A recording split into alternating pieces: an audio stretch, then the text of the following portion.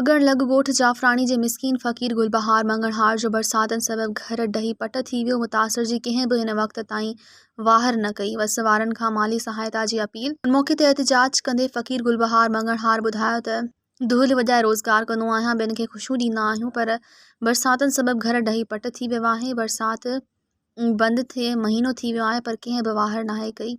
मासूम ॿारनि समेत खुलियल आसमान हेठि निटहण उस ते वेठो आहियां, पर को बि पुछण हाल वारो नाहे।